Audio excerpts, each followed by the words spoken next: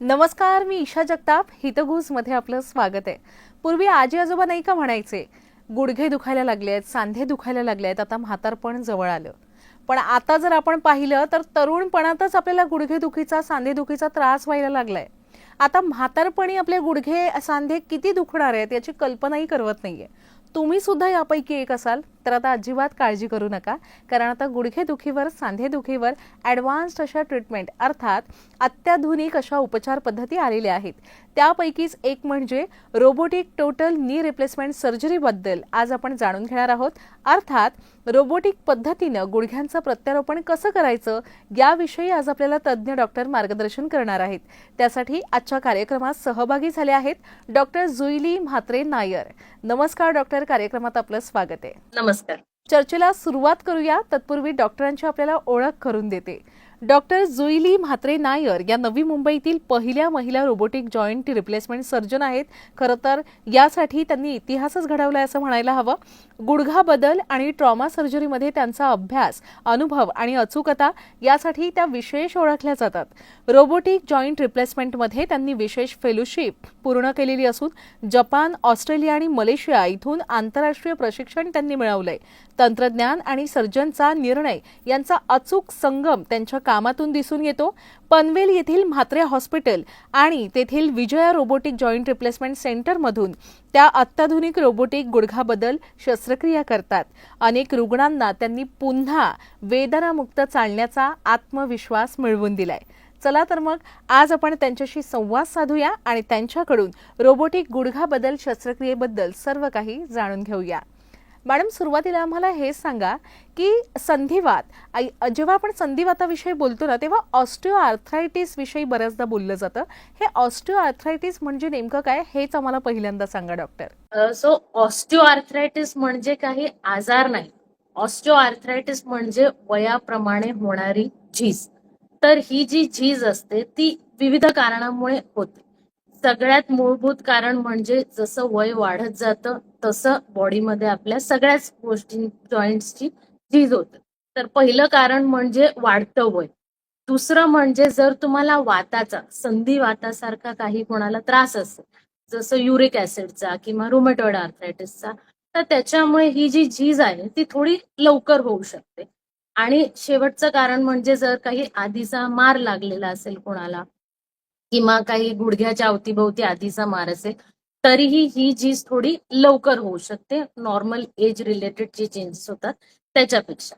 तर झीज होते म्हणजे नक्की काय होतं, तर आपला जो हा गुडघा असतो त्याच्यामध्ये हे नॉर्मल आपला हा गुडघा असतो, हे वरचं मांडीचं हाड असतं, हे खालचं हाड, आणि याच्यामध्ये जर तुम्ही बघितलं तर एक गादी असते आणि या हाडावरती एक कार्टिलेज सारखं आवरण असतं दोन्ही बाजूने. तर झीज होते म्हणजे ही जी गादी असते आणि हे जे कार्टिलेज असतं ते झिजत जातं. त्याच्यामुळे ही जी दोन्ही हाडं असतात ती एकमेकांवर घासायला लागते आणि ती घासल्यामुळे बेसिकली हा जो सरफेस असतो तो खराब व्हायला लागतो. आणि त्याच्यामुळे जेव्हा आपण चालतो, बसून उठतो, तेव्हा ही झीज झाल्यामुळे, हे गुडघे एकमेकांवर झिजल्यामुळे आतमध्ये सूज वाढते आणि त्याच्यामुळे वेदना सुद्धा वाढतात. तर बेसिकली ह्याला आपण ऑस्टिओ आर्थरायटिस नी असं म्हणतो. आणि याचे अनेक लक्षणं असू शकतात. काही कॉमन लक्षणं म्हणजे सतत पायाला वेदना येणं, सतत सूज असणं, जिने चढउतर करताना दुखणं येणं, खूप वेळ जेव्हा आपण बसतो तेव्हा एकदम उठल्यावर गुडघ्यात आखडल्यासारखं होणं, चालताना थोडंसं तोल जातोय असं पण वाटू शकतं, किंवा बऱ्याच वेळेला गुडघ्याला बाक यायला लागतो. आणि इतर वेळेला आपल्याला आधीची काही कामं आपण रेग्युलरली करायचो त्या सगळ्या कामांमध्ये त्रास व्हायला लागतो गुडघ्याच्या दुखण्यामुळे. तर ही काही लक्षणं आहेत जी ऑस्टिओ आर्थरायटिस नी मध्ये होऊ शकतात. अच्छा, खरं तर ना मॅडम, गुडघेदुखी म्हणा किंवा सांधेदुखी हे आजार वयोमानानुसार येतात. जसजसं वय वाढतं तशी ही दुखणी जडतच जातात. पण मग प्रत्येक व्यक्तीला गुडघा बदलण्याची शस्त्रक्रिया करण्याची गरज लागतेच का? असं अजिबात नाही. तर नॉर्मली जे माझ्या ओपीडी मध्ये पेशंट येतात त्या गुडघे दुखीसाठी बेसिकली, त्याच्यामध्ये 90% जे पेशंट येतात त्यांच्यामध्ये या ऑपरेशनची गरज नसते. कारण त्यांना थोड्याफार वेदना होत असतात. त्या आपण थोड्या वेळ गोळ्या देऊ शकतो, दुखणं कमी होतं. बऱ्याच पेशंटमध्ये फिजिओथेरपी, स्ट्रेचिंग आणि स्ट्रेंथनिंग हे एक्सरसाइज केल्यानेही त्यांना बऱ्यापैकी आराम वाटतो.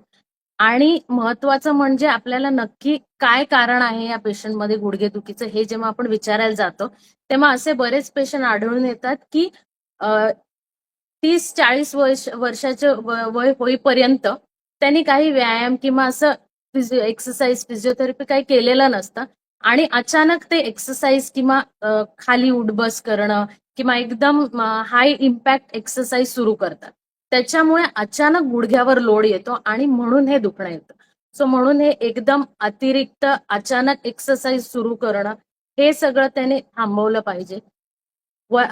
वजनावर नियंत्रण करणं, एक योग्य आहार, न्यूट्रिशियस डाएट घेणं, या सगळ्या गोष्टींमध्येच 90% पेशंटचं जे हे वेदना असतात त्या क्लिअर होऊन जातात.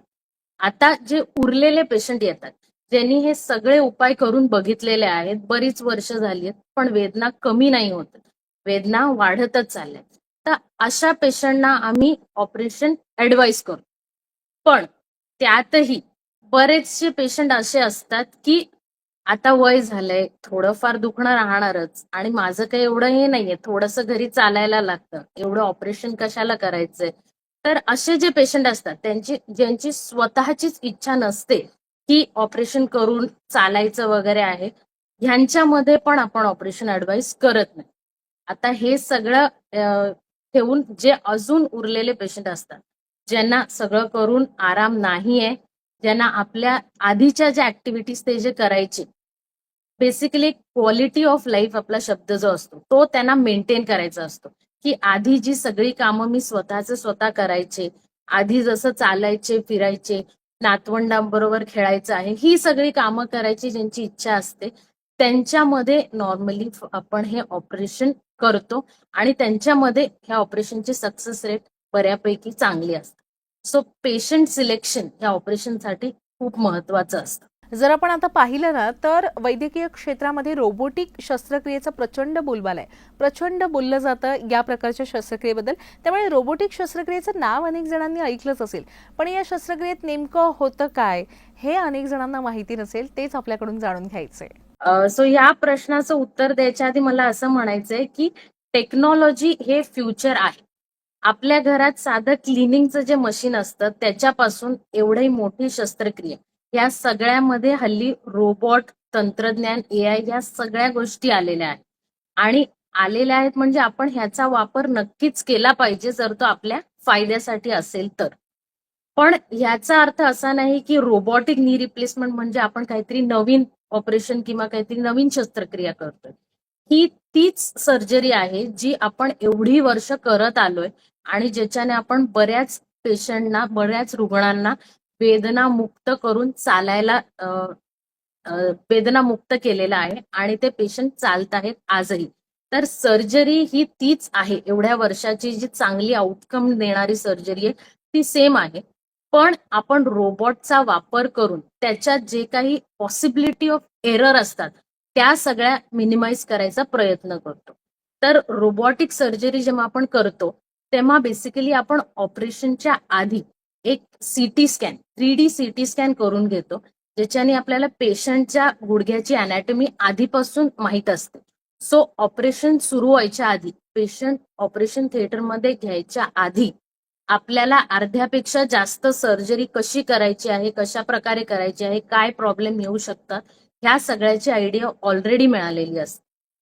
त्याच्यानंतर ऑपरेशन करतानाही रोबोटचा वापर करून आपण प्लॅनिंग चेंज करू शकतो आणि फायनली जे आपण कट्स घेतो त्याच्यामध्ये 0.5 मिलीमीटर प्रिसिजनच्या एवढं कट्स घेण्याचं आपल्याला पॉसिबिलिटी राहते. सो बेसिकली ह्याला रोबोटिक नी रिप्लेसमेंट न म्हणता surgeon guided robot enhanced surgery असं आपण म्हणू शकतो. सो बेसिकली सर्जनच दिशा देतो, रोबोट फक्त आपल्याला हात देतो त्याच्या थोडा.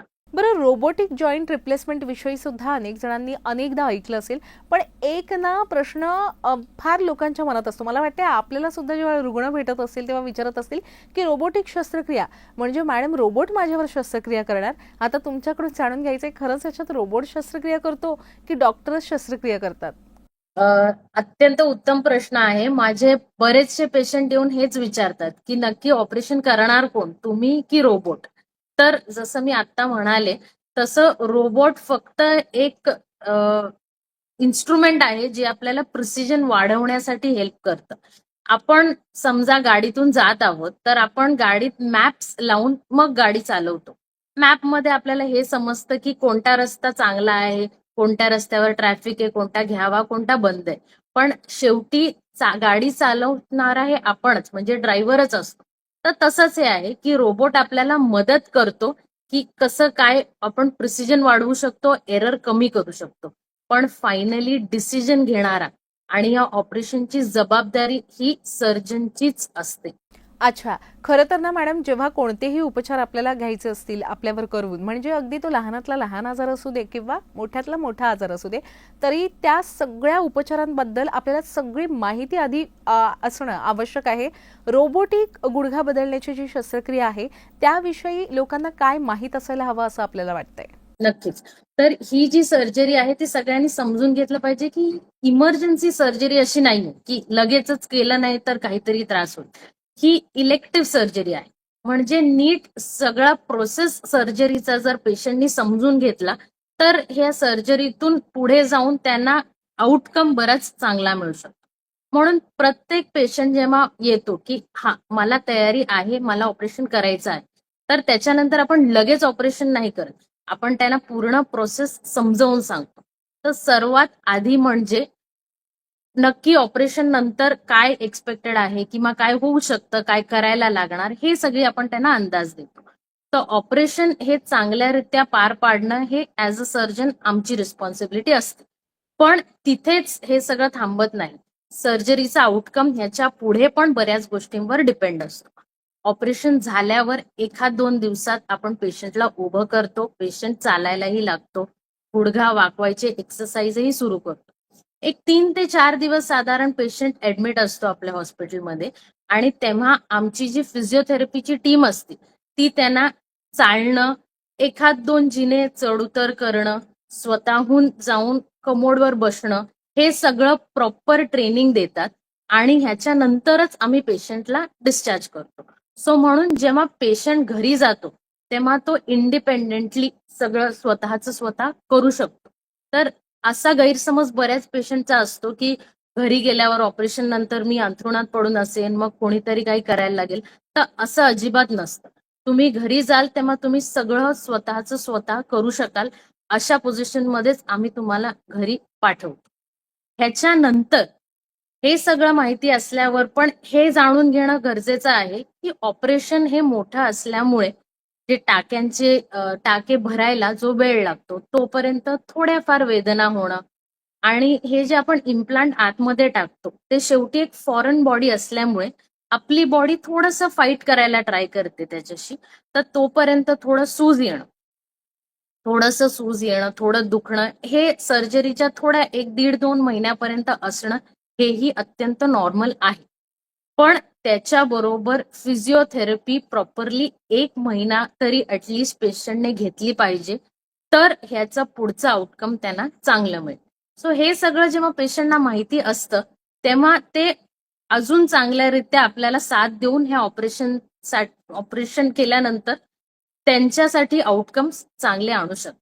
अर्थात, म्हणजे रुग्ण संपूर्ण माहिती मिळवून आपल्याकडे येतात तेव्हा त्यांना एक थोडीशी कल्पना असते की आपल्याबरोबर नेमकं होणार काय आहे या शस्त्रक्रियेमध्ये. पण तरी सुद्धा ही शस्त्रक्रिया यशस्वीरित्या पार पाडण्यासाठी नेमके कोणते घटक महत्वाचे असतात मॅडम? तर शस्त्रक्रिया सक्सेसफुल होण्यामागे बरेचसे कारण असू शकतात. एक तर योग्य ऑपरेशन केलं पाहिजे, योग्य वेळी झालं पाहिजे, योग्य सर्जनने केलं पाहिजे आणि योग्य पेशंटवर केलं पाहिजे. ह्या सगळ्या गोष्टी महत्वाच्या आहेत. पण मला असं वाटतं की ह्याच्यात सगळ्यात महत्वाचं म्हणजे योग्य पेशंटची तयारी असणं हे गरजेचं आहे. कारण आमचे बरेच पेशंट येतात ज्यांचे मुलं किंवा नातेवाईक येऊन मला म्हणतात की नाही, यांना खूप त्रास आहे, तुम्ही ऑपरेशन करून टाका. अशा पेशंटमध्ये जेव्हा पेशंटचीच तयारी नसते, पेशंट बोलतो मला ऑपरेशन नकोय, पण नातेवाईकांच्या ह्याच्यावर आल्यामुळे ते ऑपरेशन करून घेतात. पण ह्या पेशंटना एकतर स्वतःहून हेच नसतं की मला ऑपरेशन करायचं होतं. दुसरं म्हणजे जी ही प्रोसेस मी तुम्हाला सांगितली, ती ऐकून घेण्यात किंवा ती समजण्यात त्यांचा फारसा इंटरेस्ट असा नसतो. आणि मग ऑपरेशन झाल्यानंतर आता ऑपरेशन झालंय, अजून पण दुखणं आहे, आता व्यायाम पण करायचा एवढं दुखणं सोसून. तर असे जे काही त्यांचं हे असतं, त्याच्यामुळे मग नंतर हे सर्जरी कितीही चांगल्या प्रकारे आपण केली, रोबोटनी केली, चांगल्या सर्जननी केली, पण जर पेशंटनी नंतर स्वतःहून सगळं नाही पाळलं, फिजिओथेरपी नाही केली, तर मग हे ऑपरेशनचं सक्सेस रेट थोडा कमी होऊ शकतो. म्हणून माझ्या मते बरोबर पेशंट सिलेक्शन हा सगळ्यात महत्वाचा ह्याच्यात फॅक्टर राहतो. मॅडम, आपण सुरुवातीलाच म्हणालात की सगळ्याच रुग्णांना काही शस्त्रक्रियेची आवश्यकता नसते, गुडघा बदलायचीच आवश्यकता नसते. साधारण 90% लोकांना शस्त्रक्रियेची गरज भासत नाही. पण मग त्यांच्यासाठी इतर कोणते प्रभावी उपयुक्त असे उपचार उपलब्ध असतात? नक्कीच. तर जसं मगाशी आपण बोललो, 90% पेशंटमध्ये ऑपरेशनची गरज नसते. बऱ्याच यांच्यामध्ये फिजिओथेरपी, एक्सरसाइज, वजन कमी करणं, थोडंसं वॉकिंग, नी कॅप, ब्रेस, पट्टे हे लावून त्यांना बऱ्यापैकी आराम मिळतो. पण काही पेशंट जे आपण मगाशी बोललेलो, की ज्यांना हे सगळं करून सुद्धा आराम नसतो, पण ऑपरेशन करायचं नाही, ऑपरेशनची भीती वाटते किंवा कोणीतरी काहीतरी सांगितलेलं आहे की ऑपरेशन नको करायला, तर अशा पेशंटसाठी आपल्याला मधला एक उपाय राहतो. तो म्हणजे एकतर गुडघ्यामध्ये काही इंजेक्शन देणं किंवा आपल्या हे जे वेदना आपल्याला समजतात, पेशंटना ज्या वेदना समजून येतात, त्या ह्या नसांमुळे समजून येतात. तर त्या नसांना आपण सुन्न करू शकतो. त्याला पूल्ड रेडिओ फ्रिक्वेन्सी अब्लेशन असंही म्हणतो आपण. तर पण हे समजून घेणं गरजेचं आहे की हे जे काही मधले उपाय आहेत, ते टेम्पररी किंवा तात्पुरते उपाय आहेत. कारण मूळ जे कारण आहे, जो सांधा त्यांचा खराब झालेला आहे, तो अजूनही तसाच आहे. हे सगळे जे आपण बोलतो आहे ऑप्शन्स, त्याच्यामध्ये फक्त आपण त्यांना थोड्याशा वेदना कमी करून थोड्या टाइमसाठी देऊ शकतो, पण कायमचा आराम ह्याच्याने नक्कीच नाही मिळू शकत.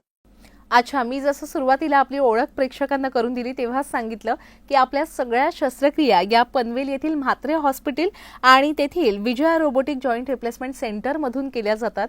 जर आपल्या प्रेक्षकांना आपल्याकडून स्वतः सल्ला घ्यायचा असेल किंवा आपल्याकडूनच उपचार करून घ्यायचे असेल तर ते इथे नक्कीच येऊ शकतात. या सेंटरविषयी आपण काय सांगाल, कसं ते वेगवेगळ्या सुविधांनी सुसज्ज आहे? नक्कीच. आमचं हे जे हॉस्पिटल आहे, म्हात्रे ऍक्सिडेंट हॉस्पिटल, हे पनवेलमध्ये गेल्या 40 वर्षापासून आहे आणि आम्ही आपल्या इथल्या कम्युनिटीला अफोर्डेबल, एथिकल आणि सगळ्यात चांगली केअर इन ऑर्थोपेडिक्स प्रोव्हाइड करतो. 40 वर्षापासून हे सेंटर आहे, पण तरी पण अजूनही का आहे, कारण आम्ही सगळ्या ऍडव्हान्स टेक्नॉलॉजीज ज्या काही अवेलेबल आहेत ऑर्थोपेडिक्समध्ये, जर तुम्ही नी रिप्लेसमेंटचं बोललात तर रोबोट आमच्याकडे सेंटरमध्ये अवेलेबल आहे. स्पाइन सर्जरीज पण आमच्याकडे होतात, त्याच्यात पण सगळ्यात ऍडव्हान्स म्हणजे एंडोस्कोपिक सर्जरीज, मायक्रोस्कोपिक ट्यूबद्वारे केलेल्या मिनिमली इन्व्हेसिव्ह सर्जरीज ह्या सुद्धा आम्ही करतो. स्पोर्ट्स इंजुरीज ACLच्या दुर्बिणीद्वारे केल्या जातात आणि विविध specialities, hand surgeon, rheumatologist, paediatric orthopaedician, अशा ऑर्थोपेडिकच्या सगळ्या specialities with the top available state of the art facility थिएटरमध्ये आमच्या इकडे प्रोव्हाइड केल्या जातात. होय, आता जर आपण आपली लाईफस्टाईल पाहिली ना तर ती एवढी धकाधकीची झाली आहे, तणावाची झाली आहे की अगदी साठीतले आजार सुद्धा विषीत जडू लागलेले आहेत. गुडघेदुखी सुद्धा आता तरुणांमध्ये आढळू लागली आहे. तरुणांमध्ये गुडघेदुखी वाढण्याचं कारण काय आहे मॅडम? तरुणपणे जर तुम्ही आपल्या गुडघ्यांची काळजी घेतली तर पुढे जाऊन बरेचसे त्रास टाळू शकतो आपण. तर म्हणून आधीपासून एक प्रॉपर फिजिओथेरपी नाही, पण तुम्ही एक्सरसाइजेस रेग्युलरली केले पाहिजेत, ज्याच्यात तुमचे गुडघ्याच्या भोवतीचे मसल स्ट्रेंथनिंग होत असतं आणि स्ट्रेचिंगचे एक्सरसाइज, याच्याने गुडघ्यावर पूर्णपणे लोड येत नाही. सो एक्सरसाइज हे रेग्युलरली तुम्ही केलं पाहिजे. कितीही तुमचं बिझी शेड्यूल असेल, काही असेल, पण त्याच्यातून थोडा वेळ तुम्ही तुमच्या हेल्थसाठी काढून एक्सरसाइज हे केले पाहिजे. डाएटचं जेव्हा आपण बोलतो तेव्हा एक प्रॉपर डाएट, प्रोटीन इंटेक चांगला राहणं, घरचं जेवण खाणं, एक बॅलन्स डाएट जर तुम्ही घेत असाल तर त्याच्यामुळे पण हे जे नरिशमेंट टू द कार्टिलेज वगैरे आहे ते चांगल्या प्रकारे राहतं. जर तुम्ही कोणत्याही एक्सरसाइज करताय तर कोणत्या तरी ट्रेंड पर्सन किंवा फिजिओथेरपिस्टच्या अंडर एक्सरसाइज शिकून घेतल्या पाहिजे. कारण चुकीच्या पोस्चर एक्सरसाइज करून सुद्धा जर तुम्ही चुकीच्या पोस्चरमध्ये करत असाल तर त्याच्यामुळे गुडघ्याला हानी होऊ शकते. इतर गोष्टी म्हणजे जर कंटिन्युअसली हल्ली सगळ्यांचे बसून वर्क फ्रॉम होम वगैरे असतं तर कंटिन्यू जर तुम्ही बसून असाल तर प्रत्येक एखाद तासाला उठून थोडंसं फ्री होऊन मग परत बसणं, ही सगळी काळजी थोडी घेतली पाहिजे. बाकीच्या गोष्टी पण करताना जर थोडंफार दुखणं असेल तर पट्टा लावणं किंवा जर तुम्हाला वाटत असेल वेदना जास्त वाढत आहेत तर इमिजिएटली एक डॉक्टरांना दाखवून कन्सल्ट करणं गरजेचं आहे. मॅडम, अनेक जण ना गुडघेदुखीला फार हलक्यात घेतात, पण हे आज हलक्यात घेणं उद्या फार महागात पडू शकतं हे त्यांना आत्ता कळत नाही. पण पुढे इतक्या वेदना वाढू शकतात की अगदी उठणं बसणं सुद्धा अशक्य होऊ शकतं. मग तुमच्याकडून जाणून घ्यायचं आहे की गुडघेदुखीचे असे कोणते रेड फ्लॅग्स असतात की अशा कळा सुरू झाल्या, अशा वेदना सुरू झाल्या तर अजिबात थांबू नका, तज्ज्ञांचा सल्ला घ्या, उपचार घ्या, असा आपण सल्ला द्याल या ठिकाणी? बरेचसे पेशंट घाबरल्यामुळे डॉक्टरांकडे जात नाहीत की हे आपल्याला काहीतरी सांगणार, ऑपरेशन करा किंवा हे करा ते करा, गोळ्या देणार म्हणून जात नाहीत. पण थोड्याशा वेदना असल्या तर हे केलेलं योग्य आहे. पण काही धोक्याचे संकेत किंवा रेड फ्लॅग्स आपण ज्यांना बोलतो ते म्हणजे की कंटिन्यू पायाला सूज येणं, थोडंसं चाललं तरी पण अचानक सूज वाढते. घरातल्या घरी जी आधी कामं तुम्ही करत होतात, फक्त घरी, बाहेर जाऊन सुद्धा नाही, ती पण हल्ली करायला तुम्हाला त्रास व्हायला लागलेला आहे. बसून उठल्यावर गुडघा एकदम लॉक होतो किंवा चालायला जमत नाही. चालताना पायामध्ये बाक आलेला आहे किंवा गुडघ्याला सूज येऊन ताप वगैरे यायला लागलेला आहे. तर अशा काही गोष्टी तुम्हाला होत असतील तर तुम्ही अजिबात न थांबता डॉक्टरांकडे नक्कीच जावं आणि हे नक्की कशामुळे होतंय ते माहिती करून त्याच्यावर प्रॉपर उपचार घेऊन पुढचं तुमची ट्रीटमेंट कंटिन्यू ठेवली पाहिजे. अगदीच. आता आलेलो आहोत आपण या कार्यक्रमाच्या समारोपाकडे. मॅडम, जाता जाता एक टेक होम मेसेज काय द्याल आपल्या प्रेक्षकांना? मला एकच गोष्ट सांगावीशी वाटते की ऑस्टिओ आर्थरायटिस ही काही वयाची शिक्षा नाही, हे वयामुळे होणारे नॉर्मल चेंजेस आहे. पण ह्याचा अर्थ असा नाही की तुम्ही दुखणं सहन करून जगलं पाहिजे. तर जर तुम्हाला त्रास असेल तर तुम्ही डॉक्टरांकडे गेलं पाहिजे, त्यांना आपला त्रास नीट सांगितला पाहिजे, त्याच्याप्रमाणे एक प्रॉपर निदान घेऊन पुढची जी काही ट्रीटमेंट असेल ती त्यांच्याबरोबर डिस्कस करून केली पाहिजे. शस्त्रक्रिया किंवा ऑपरेशन हे सगळ्यांनाच लागत नाही. पण जर तुम्हाला तुमच्या डॉक्टरांनी सांगितलं असेल की ऑपरेशन करून घ्या तर ते प्रॉपर वेळेत केलं तर त्याचे रिझल्ट, आउटकम हे चांगले येऊ शकतात. म्हणून जर तुम्हाला ऑपरेशन सजेस्ट केलेलं आहे आणि करून घेण्याची तुम्हाला इच्छा आहे तर न घाबरता तुमच्या डॉक्टरांवर विश्वास ठेवून तुम्ही हे ऑपरेशन केलं पाहिजे. कारण चालत राहणं, स्वावलंबी राहणं, फिरत राहणं हीच खरी संपत्ती आहे तुमची. होय, निश्चितच. मॅडम, खूप खूप आभार. आपण या चर्चेत सहभागी झालात आणि आपल्या सर्व प्रेक्षकांना एवढं मोलाचं मार्गदर्शन केलं. मी आपले मनापासून आभार व्यक्त करते. धन्यवाद. थँक्यू. प्रेक्षक हो, आता वेळ झालेली आहे इथेच थांबण्याची. पण ताज्या घडामोडींसाठी नेहमीच पाहत रहा झी 24 तास.